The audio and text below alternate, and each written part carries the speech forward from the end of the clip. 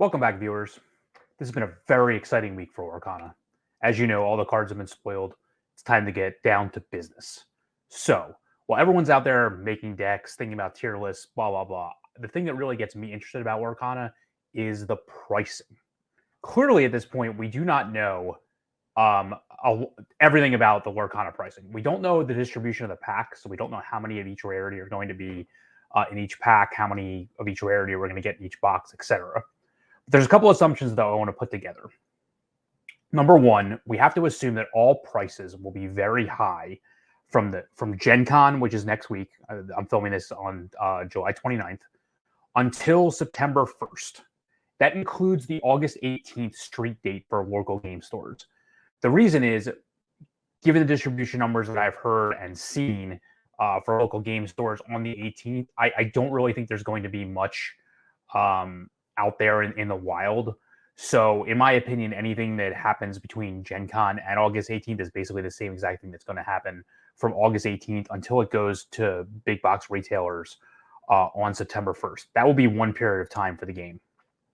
Then you basically have, after September 1st, if there's enough product that's put into the hands of the big box retailers, in my opinion, it'll go down from there. So from September 1st until basically that sells out, not sells out necessarily at the big box retailers, but sells out by the singles dealers on the secondary websites, the prices will come down. But then if that runs out, especially on the secondary websites, there'll be no way to replace it. In my opinion, from whatever that is, I don't know how long that'll take until we get our second wave of product of Chapter 1.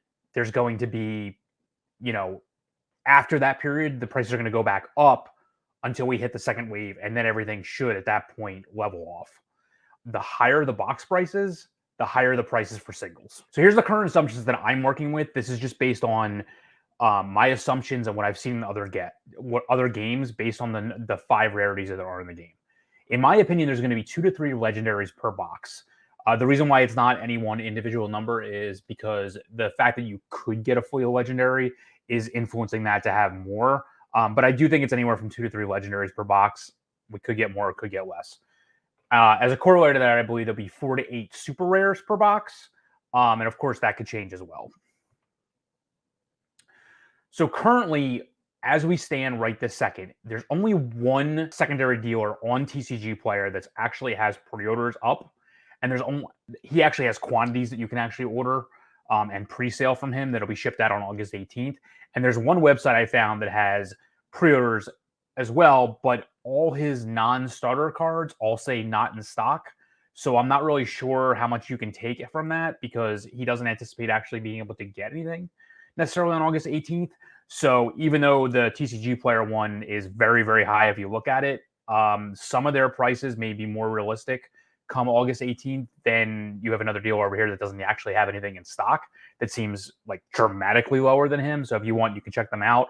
But I kind of used what they had there as a guide, but in reality, most of these prices are just coming from my own opinions.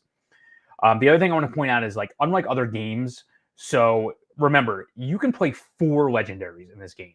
So in certain other games that have 5 rarities, Flesh and Blood comes to mind, for example, and I'm not a huge expert on that game, but you can only play 1 of each legendary.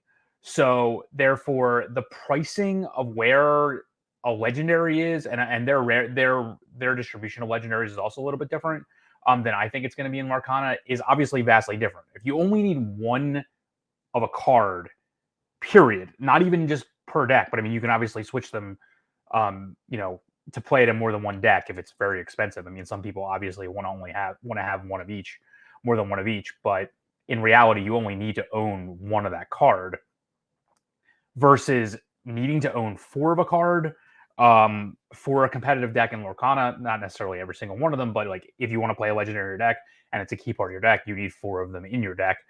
That doesn't exist in other games as it stands currently with 5 rarities in the game. Even Magic the Gathering, which allows for a rarity card, as I've said before, the mythic rarity is lower than where I'm putting the legendary rarity at in this. The other thing to keep in mind is, even though all games have collectors, in my opinion, the common man collector, so not the player, in Lorcana will be vastly larger than it is in other card games. Why should you listen to me? Well, I have a store on TCG Player. I've have close to 4,000 sales over time. I've sold multiple games over time over the past like 4 years on TCG Player. I actually set the prices for certain games when it came to TCG Player at various times. So like I'm very familiar with how to price cards and how this works in games that are not Magic, Pokemon, Yu-Gi-Oh, etc. So these secondary games, which I believe Lorcana will start as because of the amount of quantity that's available. The other thing I want to say, like I've said before, is all the prices that I'm going to talk about today are over the next 4 to 5 weeks. So this is up until the point where your September 1st comes into play. So, I mean, if you want to update their prices on September 2nd or September 3rd, it usually takes a few days for people to crack open their packs and figure out what they have. But if we assume that the secondary dealers will get additional product on September 1st, this will be before that time where they list everything as of September 1st. In my opinion, on September 1st, again, you'll see a lot more secondary dealers come into the marketplace. They'll have a lot more product to sell, and prices will go down, like I said, until that sells out. The other thing, this is an actual fact. In my local area, as I've been doing pre-orders, they are anywhere from 55 to 100% greater than what is MSRP. I've basically been paying, in some of the pre-orders I've done, essentially like $25 for a starter deck, and I've seen up to $11 essentially for a booster pack as to what they're generally going for. So that really has a big influence on pricing, because that basically inflates the singles prices by the same exact percentages. Again, from now until September 1st, I anticipate that being the markup that you're going to pay in relation to what you're going to pay later. I'm going to go through each one of the rarities, talk about where I think the starting price will be, and then from there, a set, just a subset. Like, this isn't just the ones that will represent a subset that will be above that base price, some of them will be at that base price, and some of them will be below that base price. That way you can start to judge where cards fit in. They may fluctuate from there, but these are the ones I see as like the tiers of where these rarities belong. So you'll see it in each rarity, and I'll start with the common. In my opinion, between now and September 1st, the starting price assumption for all commons will be 75 cents. The ones that'll be above will be Beast Mirror, Friends on the Other Side, and Fire the Cannons. These are just staples in the decks that they're existing in. Things like Friends are arguably the best card in the game. At is pretty much the ones that like are the basis for the deck, so that a lot of decks in this situation, Steel and Sapphire, these will see play as a 4 of in each of one of these decks. So the fact that they're common should put them right at about that price. And finally, below are cards that I just don't see seeing any play in both Timon and Work Together. Again, there's a ton of commons that are out there. I just want to put them into certain categories so you know what you're going to be paying, etc. One thing to keep in mind for commons, uncommons, and a few rares, not really the super rares, is these are also present in the starter decks. So, like, for example, the Amethyst Amber starter deck has 3 Friends from the Other Side. The Steel Sapphire starter deck has 3 Fire the Cannons, 3 Captain Hooks, I believe 3 Hercules, it might be 2, and I believe 3 Detective Mickeys. So I don't think that it's going to have a huge effect on the pricing, because I just feel like these cards are going to be whatever popularity they are. If for some reason there is a glut of starter decks that are out there in comparison to booster packs, you may see the prices on some of these cards go down a little bit just because there's so much supply of them out there. From an uncommon perspective, I believe the starting price assumption should be around $2.50. So the ones that'll go above that are Grandma Tala, Beast Hardheaded, and Elsa Snow Queen. Again, I believe Grandma Tala and Beast Hardheaded are both in the Sapphire Steel starter deck, but in lower quantities. Elsa, I don't believe, is in either one of the starters, so she will probably stay as probably arguably the highest price uncommon in the set, even after everything is out there and on the street. The at prices are Eye of the Fates, which is proving to be pretty decent in certain Sapphire decks. Jasper, who's a pretty standard Emerald 3-drop, and Dragonfire. Again, keep in mind there are 2 Dragonfires in the Emerald Ruby deck. And below, the ones I just don't see seeing much play are both Frying Pan and The Beast Is Mine. And again, the starting assumption for uncommons is $2.50.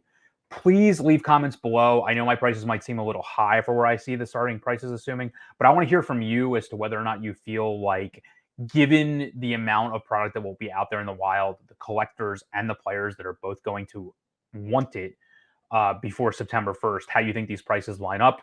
And if you want to hear more information about finance, it's something I very much plan to cover on the channel. Just hit that subscribe button. From rares, now keep in mind there are 2 rares per pack, and you obviously have a chance of your cold foil being a rare as well. So in my opinion, the starting price assumption is around $5. The ones that'll be above are Cusco, who a lot of people seem to be very high on and seems to be testing very well. Be Prepared, which is your board clear, pretty standard in all Ruby decks. And then Grab Your Sword. The one thing I do want to point out is there is a Grab Your Sword in the Sapphire Steel starter deck, but because most decks are going to want to run 4 of it, and it is one of the most powerful cards in the set, I still anticipate that it will stay as one of the highest rares. It's just the benefit, basically, of getting that starter deck. Pretty much at rare price are your staples in the decks that they're in. So that's Maleficent, Uninvited, Maui. I don't know his subtitle. Sorry about that. And the Ursula Shell Necklace. I do think Maui and Ursula Shell Necklace probably need a little bit more testing to make sure they stay in this tier. But in general, I find them to be very good cards and very key to the decks that they're in. So I would anticipate them being right around this price. Finally, below, it's definitely, if it's not Baroque and Poison Apple, I don't see these cards seeing any play as it stands right now. I don't really ever see, if it's not Baroque, ever seeing play, and Poison Apple may see play if like side decks become a thing, but in general, I don't think that these cards are very good.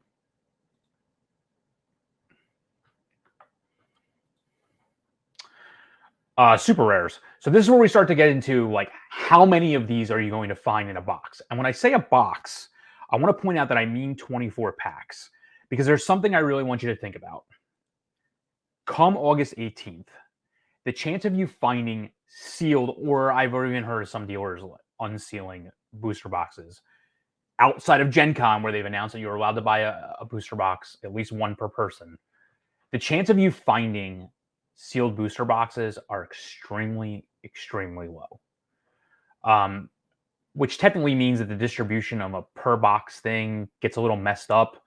But what I would do, given the pricing, is like I'd buy the tomes, I'd buy the gift sets, I'd buy loose packs, whatever a pre-seller or on-site seller is going to allow you to buy.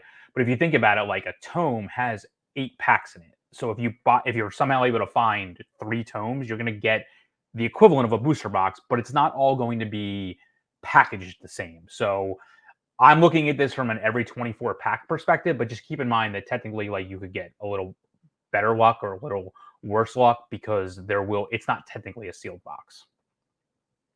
So my price assumption for the super rares, again, assuming 4 to 8 per box or 24 packs, is $20.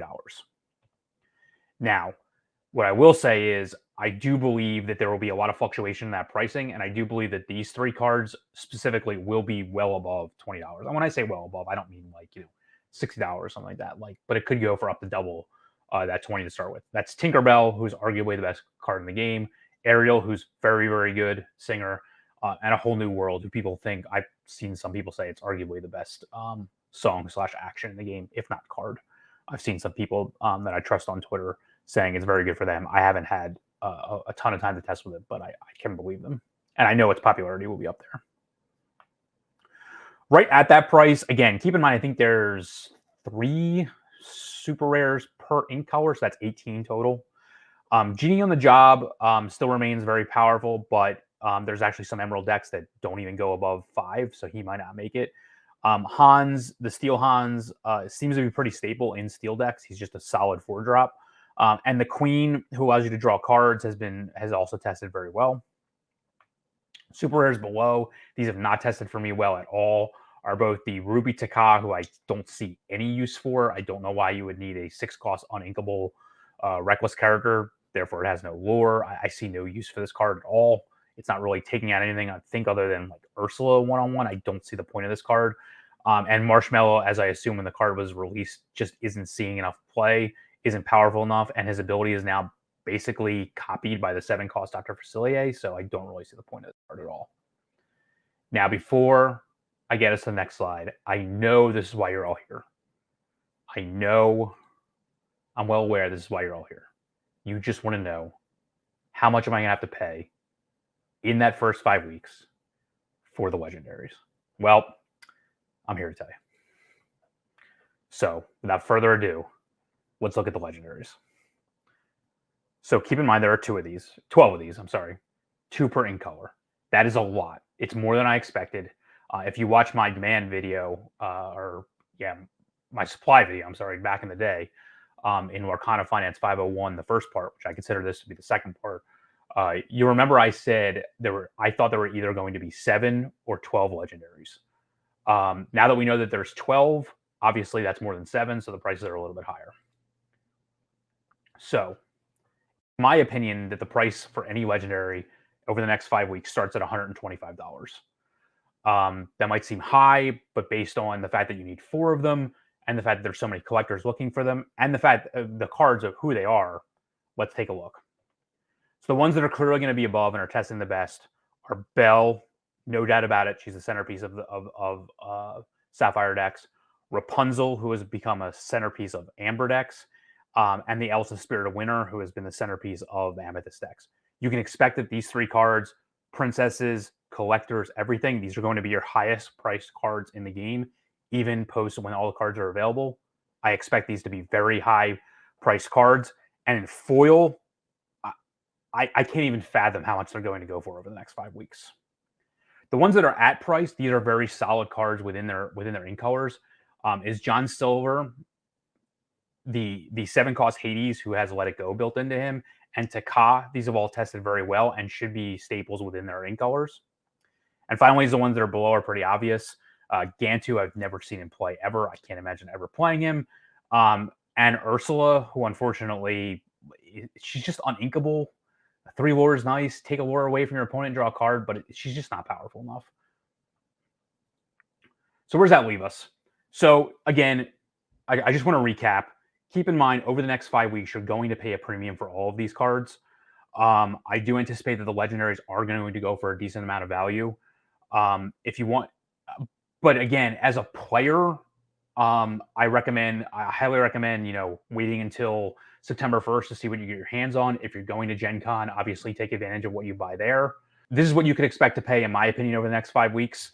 As prices fluctuate, I'll run this series again. The prices may be below, maybe above. We'll see where we go from there. But definitely expect another one of these recaps, definitely as we get closer to September 1st, where I see the prices that have gone over the last 5 weeks. I anticipate there being a decent amount of supply out there after Gen Con. Then it'll go to 0. Then August 18th will come. Your secondary dealers will have a little bit more from there, but that'll sell out relatively quickly, especially with pre-sales going on. And then it'll be August 18th to September 1st. And then hopefully you'll see a restock on September 1st until that runs out, and we'll go from there. So again, let me know what you think in the comments, and I appreciate your time. Have a good one. See ya.